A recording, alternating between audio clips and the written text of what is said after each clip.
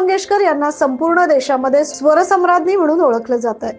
त्यांच्याच द्वितीय स्मृती दिनानिमित्त लो आ गई उनकी याद या सदाबहार व अजरामर गीतांच्या कार्यक्रमाचं आयोजन नाशिकच्या हार्मनी आर्ट गॅलरी राजा पाटेकर यांच्या वतीने कवी कुसुमाग्रज स्मारक या ठिकाणी करण्यात आला। सुरुवातीचं दीप प्रज्वलन करून लता दीदींना आदरांजली अर्पण करण्यात आली आणि कार्यक्रमाला सुरुवात झाली। प्रसिद्ध गायक जयंत पाटेकर यांनी कार्यक्रमाचं संयोजन केलं, तर उषा पाटेकर, सहगायक आदित्य पाटेकर, दीपक चौधरी, संजय जोशी यांनी गायलेल्या लता दीदींच्या विविध गाण्यांनी कार्यक्रमामध्ये उपस्थित प्रेक्षकांना भुरळ घातली।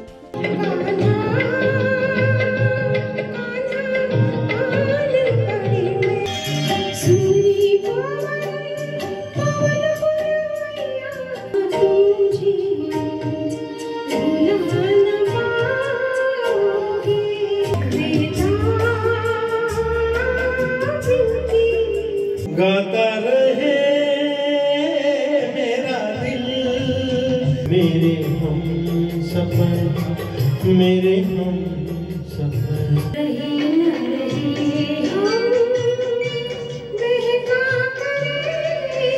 आवाज़ देके हमें तुम बुलाओ, सफर मेरे हम सफर।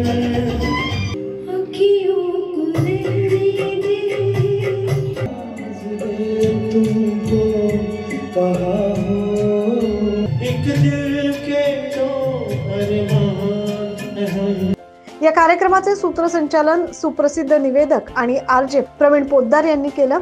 या ठिकाणी सादर करण्यात आलेल्या प्रत्येक गाण्यामागील अनटोल्ड इतिहास आणि किस्से त्यांनी उलगडले। जब भी रिहर्सल में जाइए ना, तो ये जो संगीतकार किसी गायिका को बताता है कि इसकी मुरकत क्या है, इसका अंतरा आलाप कैसे, तो ये इनसे सीखिए। इतनी मीठी आवाज ये कुदरत की देन है जो बख्श किया आपको आवाज, जो सही है, जो सही तो निकलने वाला है अपनी जुबान से।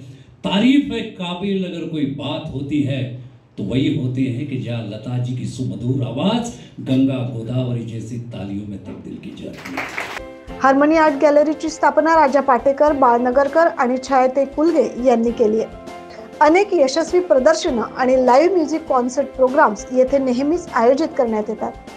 हार्मनी आर्ट गॅलरी आणि पाटेकर परिवाराच्या माध्यमातून नेहमीच आयोजित केले जाणाऱ्या या कार्यक्रमांना नागरिकांचा उत्स्फूर्त प्रतिसाद असतो।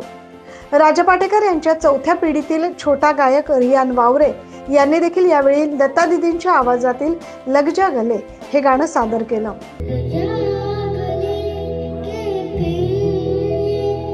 दरम्यान या कार्यक्रमाला प्रमुख पाहुणे म्हणून प्रसिद्ध बांधकाम व्यावसायिक आणि उद्योजक अशोकजी कटारिया, ॲडव्होकेट नंदकिशोर भुतडा, ॲडव्होकेट नितीन ठाकरे आणि संचालक मिलिंद यशोद आदी उपस्थित होते।